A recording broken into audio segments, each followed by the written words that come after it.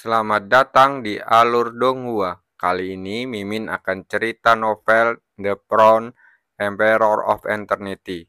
Sebelum mendengarkan, jangan lupa subscribe, like, komen, dan share ya, biar Mimin tambah semangat. Selamat mendengarkan.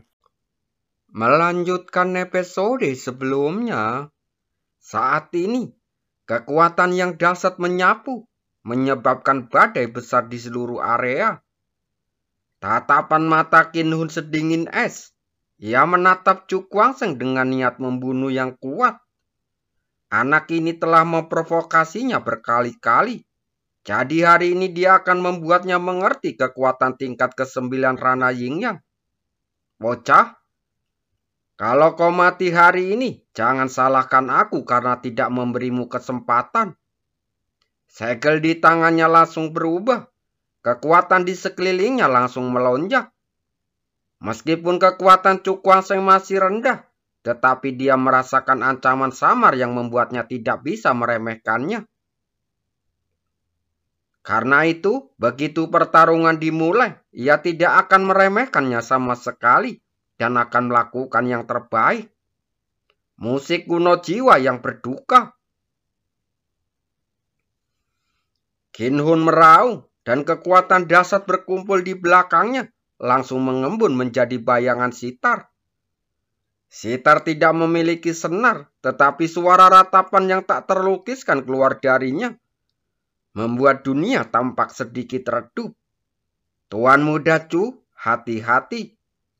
Ini salah satu seni bela diri penjaga istana dewa dan iblis. Musik kuno jiwa berduka. Ekspresi Ratu Feng langsung berubah. Saat King Hu melancarkan aksinya, ia menggunakan ilmu bela diri terkuatnya. Tidak memberi kesempatan sedikit pun kepada musuhnya. Mendengar apa yang dikatakan Ratu Feng, secara kekuatan kejutan melintas di mata Chu Guangzheng. Qin Hu ini sangat berhati-hati dan ia menggunakan seni bela diri terkuatnya pada gerakan pertama. Tapi ini saja tidak cukup. Dia tersenyum tipis dan kekuatan di sekelilingnya langsung berfluktuasi. Seolah-olah energi iblis muncul dari permukaan kulitnya. Saat berikutnya, energi iblis terus melonjak lalu berubah menjadi kristal hitam di atas kepalanya. Dan gelombang aura yang sangat kuat menyapu keluar darinya. Karena Qin Hun ingin bermain, dia akan menemani sampai akhir. Anak ini memang agak aneh. Qin Hun menatap kristal hitam itu. Pupil matanya sedikit mengecil lalu berkata. Saat berikutnya, kecepatan segel di tangannya berubah semakin cepat. Dan sitar bergetar sedikit, seolah-olah musik halus melayang keluar darinya. Musik kuno untuk jiwa yang berduka. Musik kuno untuk jiwa yang berduka. Pengorbanan. Qin Hun menggigit lidahnya. Dan setetes darah terbang keluar lalu jatuh ke dalam sitar. Sitar itu bergetar hebat. Dengan cepat berubah menjadi warna merah darah. Kemudian darah mengucur deras, langsung berubah menjadi benang-benang merah darah. Qin Hu bergerak lalu muncul di depan sitar. Tanpa ragu, ia meletakkan tangannya di atas sitar kemudian memetik senarnya. Tali berwarna merah darah itu bergetar, dan gelombang musik berwarna merah beriak ke bawah seperti gelombang air. Kemanapun sitar itu lewat, semuanya seakan terjerumus dalam semacam kesedihan yang mengerikan. Siapapun yang bersentuhan dengannya akan memasang ekspresi ketakutan di wajahnya, lalu meledak dan mati tanpa alasan. Keluar dari sini, melihat pemandangan ini, Chu Guangzheng berteriak keras. Teriakannya bagaikan guntur, menggelegar di telinga semua orang. Membuat semua orang yang tadinya tak sadarkan diri langsung tersadar. Kemudian buru-buru mundur dengan wajah ngeri. Dia menatap alunan musik sitar yang mengalun cepat.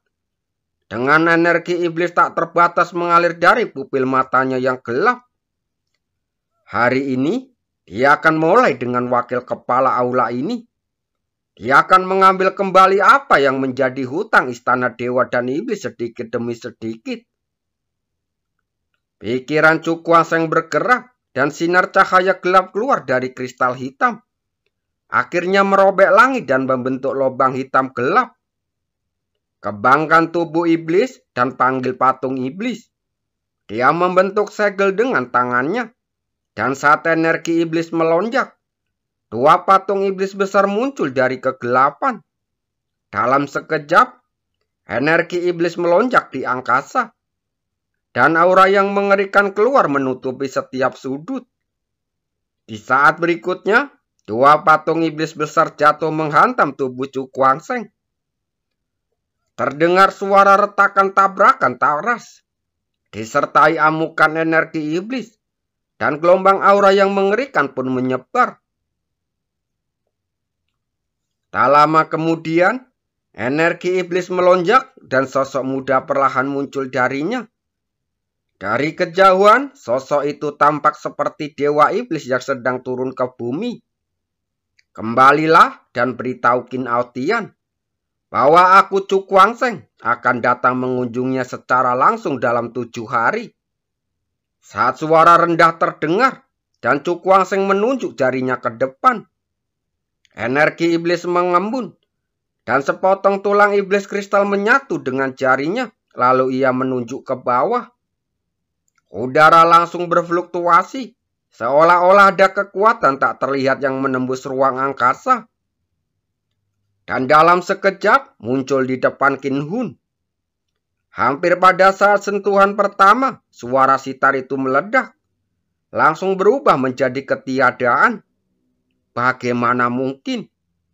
Pupil mata Qin Hun langsung mengecil.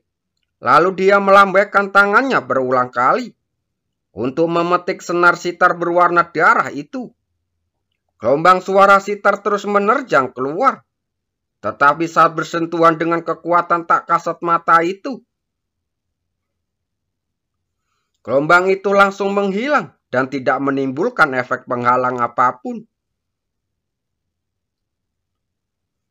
Saat berikutnya, di bawah tatapan ngeri Qin Hun, sebuah kekuatan tak terlihat menyerbu ke depan, lalu menghantam dadanya tanpa ampun.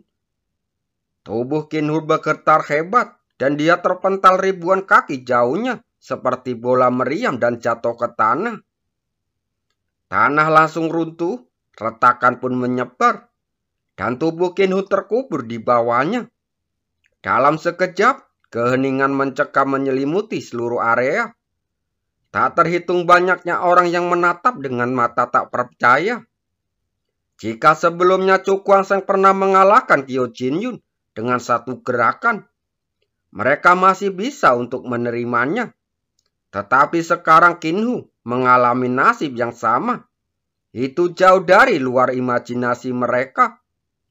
Lagi pula, Qin Hun, wakil kepala istana dewa dan iblis, memiliki kekuatan Rana Ying yang tingkat 9. Namun kini, sosok sekuat itu tetap dikalahkan dalam satu gerakan. Bagaimana mungkin mereka tidak terkejut dengan hasil seperti itu? Ekspresi wajah Cukwang tetap tenang. Ia bergerak lalu mendarat di atas Qin Hun.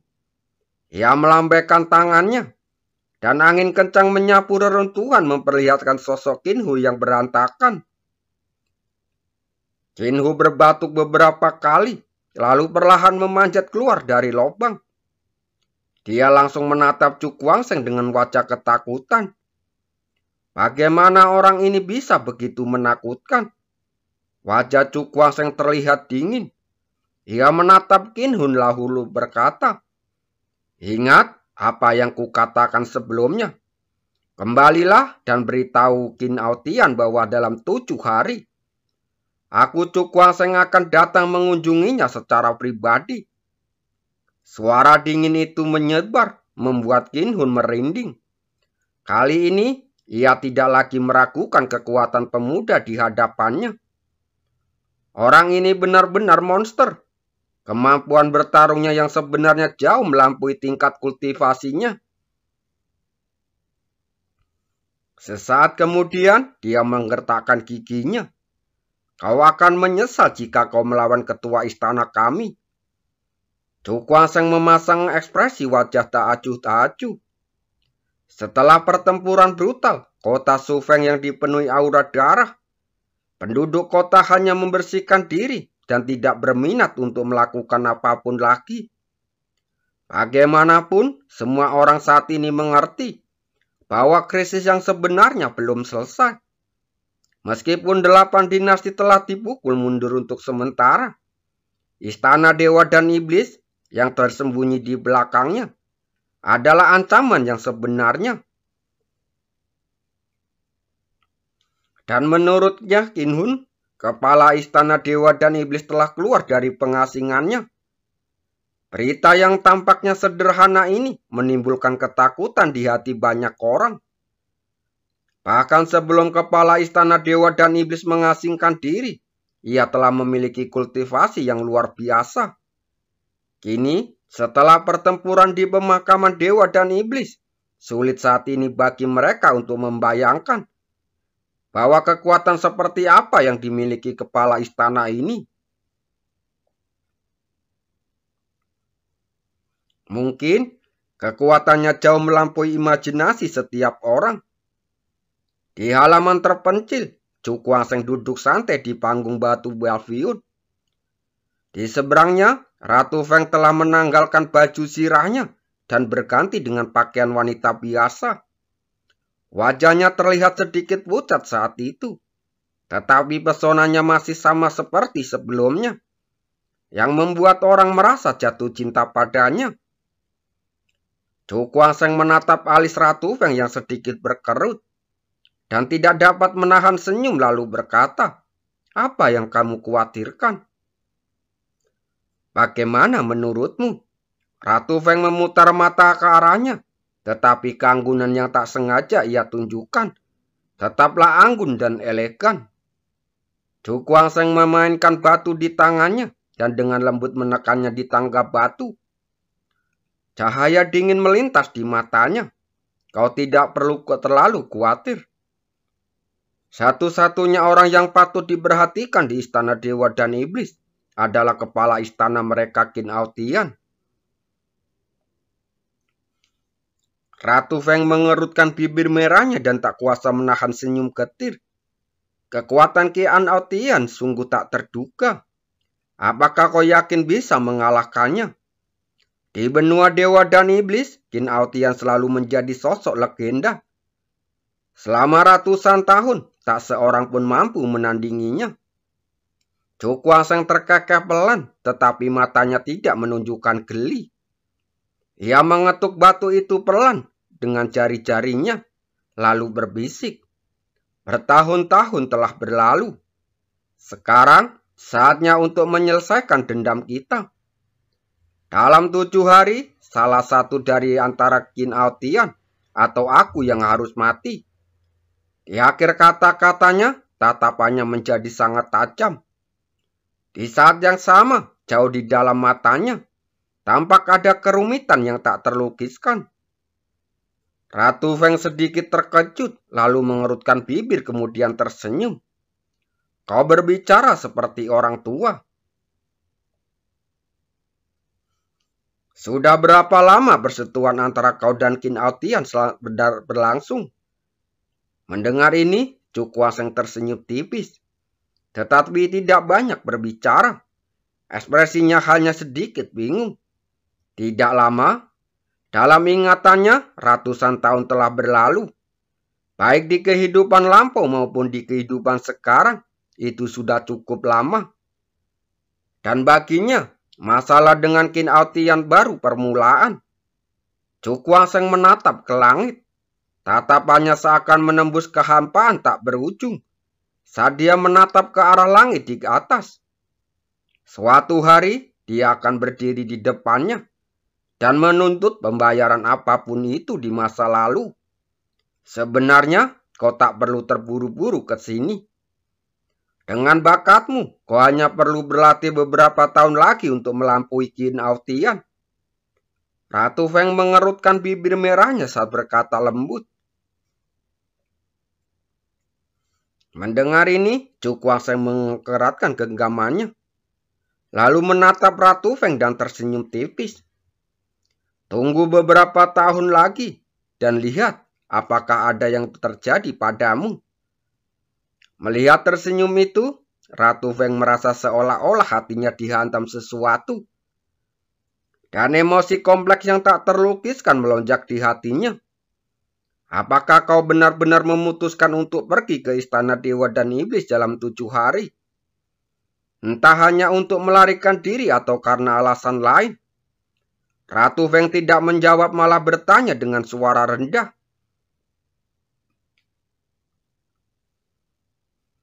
Cukuangseng tertegun sejenak, lalu tak biasa menahan tawa dan menggelengkan kepala. Sudah kubilang, bagaimana mungkin aku tidak menepati janji dalam 7 hari?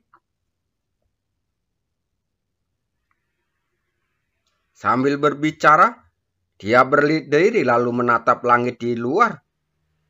Cahaya dingin berkumpul di matanya. Jangan khawatir, aku tidak akan melakukan apapun yang akan membuatku terbunuh. Dalam pertempuran melawan Qin Aotian kali ini, satu-satunya yang tersisa hanyalah aku. Ratu Feng mengangkat kepalanya untuk melihat bahwa pemuda itu saat ini memancarkan semacam sikap percaya diri yang membuat hatinya yang gelisah merasa jauh lebih tenang. Mungkin orang ini benar-benar bisa mematahkan mitos Qin Aotian di benua dewa dan iblis. Pikirannya sambil tersenyum menawan sangat cantik. Keadaan sudah sampai pada titik ini, dan kekhawatiran itu sia-sia. Kalau begitu, kenapa kau tidak dicoba saja? Mungkin akan ada keuntungan tak terduga. Saat Ratu Feng tersenyum, dia tiba-tiba menyadari bahwa dia tampaknya menjadi jauh lebih rapuh dibandingkan dengan bulan-bulan sebelumnya. Belum lama ini, bahkan ketika menghadapi kematian yang tak terelakkan, ia mampu memikul beban seluruh kota kekaisaran. Namun kini, seiring membaiknya situasi, dia tidak sekuat sebelumnya. Saat sedang memikirkannya, Ratu Feng memandang sosok muda itu yang bisa tetap tenang di hadapannya. Dan dia tiba-tiba merasakan kesedihan mendalam di hatinya. Dan sebuah dorongan muncul dalam benaknya. Dia tidak tahu dari mana dia mendapatkan keberanian itu. Tetapi dia tiba-tiba berdiri dan melemparkan dirinya ke pelukan sosok muda itu. Waktu seakan berhenti sejenak pada saat ini. Cukuangseng sedikit linglung. Ia menatap sosok di pelukannya. Merasakan sentuhan lembut, tapi dia tidak tersadar. Jangan berbicara, jangan bergerak. Terdengar suara lembut seperti tangisan kesedihan yang membuat hatinya sedikit bergetar. Selama masa ini, wanita yang tampak kuat ini telah menanggung begitu banyak penindasan. Cukuangseng mengangkat tangannya, akhirnya meletakkan ke punggungnya yang empuk tanpa mengucapkan sepatah kata apapun. Beberapa bulan terakhir ini saya sangat takut sekali. Ratu Feng menundukkan kepalanya saat menangis. Aku takut aku akan mati. Aku takut rakyatku akan mati. Aku takut dinasti Su Feng akan lenyap. Aku takut. Mendengar suara gemetar itu, Cukuangseng memeluknya lebih erat. Seluruh tubuh Ratu Feng langsung bergetar. Setelah sekian lama, ia tiba-tiba mengangkat kepalanya, memperlihatkan wajah lembutnya yang berlinangan air mata. Kuaseng, apakah kamu tahu? Aku nggak pernah seberani ini. Aku takut mati. Aku takut sekali. 2 garis air mata mengalir di sudut matanya. Ia menatap matanya yang diam itu dan bertanya dengan suara gemetar. Katakan padaku, apakah aku sangat egois dan pengecut? Keduanya saling menatap cukup lama dan Cukuangseng tiba-tiba tersenyum. Siapa di dunia ini yang tidak takut mati? Tapi demi keteguhan hati, seseorang yang takut mati bisa berdiri di depan semua orang untuk bisa melindungi mereka dari angin dan hujan. Ini sudah cukup untuk menunjukkan keberaniannya. Setidaknya di mataku, kamu lebih kuat dan lebih berani daripada kebanyakan pria. Setelah mendengar kata-kata ini, Ratu Feng tertegun cukup lama. Ia tiba-tiba melepaskan diri dan berlari ke gerbang halaman. Dia berdiri di sana dengan linglung selama beberapa saat. Lalu tiba-tiba berbalik dan tersenyum pada Cu Guangsheng. Mendapatkan kembali keanggunan keelokannya sebelumnya. Guangsheng, Ratu Feng tersenyum tipis, memanggilnya dengan manis. Lalu berbalik dan berlari keluar halaman. Kali ini, Cu Guangsheng yang berdiri di sana dengan linglung untuk sementara waktu. Setelah beberapa saat, dia mengangkat tangannya. Tiba-tiba tersenyum dan berjalan keluar dari paviliun dan kembali ke ruangan. Terima kasih.